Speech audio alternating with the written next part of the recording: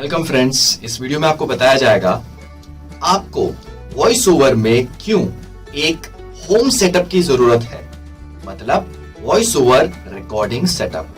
अभी तक हमने इस ट्रेनिंग सीरीज में वॉइस ओवर के बारे में बात की। वॉइस ओवर क्या होता है, डबिंग क्या होता है, वॉइस ओवर की सारी कैटेगरीज क्या होती है, इसके अलावा जो आपको डेली हैबिट्स डेवलप करनी चाहिए, रीडिंग, ऑब्जर्वेशन, नरेशन। इसके अलावा आप अपनी प्रोनाउंसिएशन कैसे इंप्रूव कर सकते हैं, वॉइस क्वालिटी कैसे आप बेहतर बना सकते हैं। तो इन सब चीजों में अभी तक हमने कोई इन्वेस्टमेंट की बात नहीं की। अब हम बात करते हैं इन्वेस्टमेंट की। आपको एक recording setup, voice over recording setup develop करना होगा। तो उसमें सबसे पहली चीज आती है माइक्रोफोन।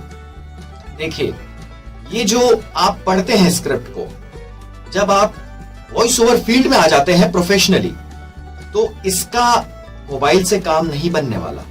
अगर आप ये सोच रहे हैं कि मोबाइल से रिकॉर्ड करके आप आउटपुट डिलीवर कर देंगे और क्लाइंट अप्रूवल दे देगा, तो इसके चांसेस बहुत कम है। अब हाँ, अगर वो एक ऐसा क्लाइंट हो जिसका बजट ही नहीं है, जिसको आउटपुट भी सो चाहिए, तो हो सकता है काम बन सकता है यहाँ पे। लेकिन मेजॉरिटी, अगर आपको एक अच्छा क्वालिटी काम करना है, अगर आप चाहते हैं आप ब्रांड्स का काम करें, अच्छे ब्रांड्स का, बड़ी कंपनीज का, तो फिर ये बॉस बात मोबाइल से नहीं बनेगी। आपको माइक्रोफोन परचेज करना होगा, क्योंकि देखिए हर फील्ड की एक बेसिक रिक्वायरमेंट होती है। मैंने अपनी पुरानी कुछ वीडियोस में भी यह दोहराया है कि आप अगर क्रिकेट खेलते हैं तो आप प्लास्टिक के बैट से छक्का नहीं लगा सकते, या फिर आपको अगर एक फोटोग्राफर बनना है तो आपको कैमरा की जरूरत पड़ेगी।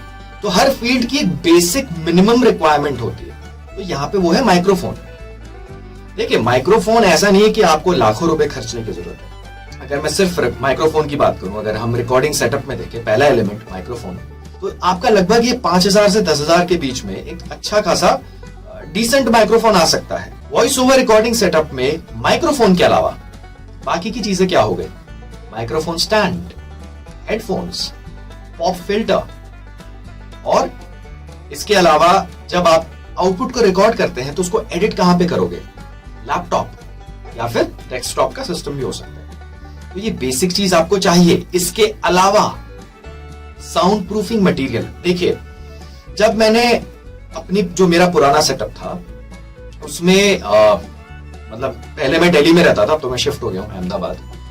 तो वहां पे मैं एक डुप्लेक्स अपार्टमेंट्स में रहता था, तो वहां पे ऊपर वाले फ्लोर में बहुत शांति होती थी, तो मुझे जरूरत नहीं पड़ी साउंड प्रूफिंग कराने की, कुछ भी कराने की। मैंने शुरू कर लिया था अपना काम, और जैसे काम आते गया तो मैं उस हिसाब से और इन्वेस्टमेंट करता गया, जो भी इक्विपमेंट्स की जरूरत पड़ती है। तो आप ये देख लीजिए, अगर आपके पास माइक्रोफोन है, लैपटॉप है, लेकिन अगर आपके घर में जहां से भी आप रिकॉर्ड करते हैं, अगर बैकग्राउंड नॉइज बहुत ज्यादा है, तो वो आपको देखना पड़ेगा।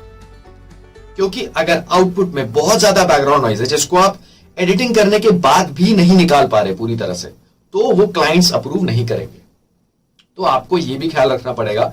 साउंड प्रूफिंग मटेरियल, हम आने वाले वीडियोस में साउंड प्रूफिंग के बारे में बहुत डिटेल में बात करने वाले हैं कि एग्जैक्टली क्या होता है, किन चीजों की जरूरत पड़ती है, कहां से आप परचेज कर सकते हैं। तो in short, voice over recording setup, home setup आपको जरूरत पड़ेगी। किन किन चीजों की जरूरत पड़ेगी, इसके बारे में थोड़ा हमने अभी डिस्कस किया। और प्रोजेक्ट्स के पॉइंट ऑफ व्यू से अभी देखिए, जब भी आपके पास कोई इंक्वायरी आती है, हो सकता है क्लाइंट को वो आउटपुट 2 घंटे के अंदर चाहिए हो, 2 घंटे या फिर कह सकते हैं सेम डे हैं, या फिर उसी दिन में चाहिए आउटपुट। तो आप क्या करोगे उसमें? अगर आप स्टूडियो पे रिलाय करते हो, तो आप ये सोचिए, पहले आप स्टूडियो बुक कराएंगे, फिर वहां पे जाएंगे, आपका ट्रैवलिंग टाइम हो गया, फिर वहां पे जाके आप रिकॉर्ड करेंगे, फिर आप जाके उसे डिलीवर करेंगे। इसमें बहुत टाइम लग जाएगा। पहले एक जमाना हुआ करता था जब सारा काम स्टूडियोज पे ही हो सकता था, लेकिन अब टेक्नोलॉजी के साथ अब ऐसे इक्विपमेंट्स आ गए हैं, ऐसे सॉफ्टवेयर आ गए हैं, जिनको यूज करके आप घर से भी अच्छा खासा डिसेंट आउटपुट डिलीवर कर सकते हैं। इसके अलावा प्रोजेक्ट्स के लिए आपको ऑडिशन भी देना होता है। वॉइस ओवर ऑडिशन क्या होता है? पूरी स्क्रिप्ट की कुछ चंद लाइनें आपको रिकॉर्ड करके भेजनी होगी। तो अगर आप स्टूडियो पे रिलाय कर रहे हो, मतलब ऑडिशन देने के लिए भी आपको स्टूडियो पे जाना पड़ेगा। वहां पे जो काम है वो तो कुछ चंद मिनट्स का है, सेकंड्स का है, और जो स्टूडियो चार्ज करते हैं वो तो घंटे के हिसाब से करते हैं, तो वो आपकी अलग कॉस्टिंग हो गई। फिर आप ऑडिशन भेजोगे, वो अप्रूव होगा या नहीं होगा, यहाँ पे आपका ट्रैवलिंग हो गया, स्टूडियो तक आप गए, उसका अलग एक्सपेंस है। आप समझ रहे हैं?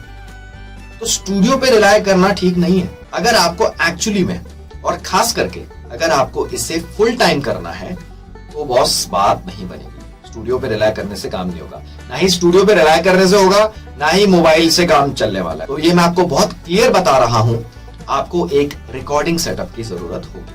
आज के इस डिजिटल युग में कंटिन्यूस इंक्वायरीज आती है, ऐसी काफी मार्केट प्लेसेस हैं, और अगर आपका धीरे धीरे करके जब आपका काम बढ़ता है तो डेली बेसिस पे इंक्वायरीज आ सकती है, प्रोजेक्ट्स आपको मिल सकते हैं। तो उसके लिए आपका एक खुद का होम सेटअप होना जरूरी है।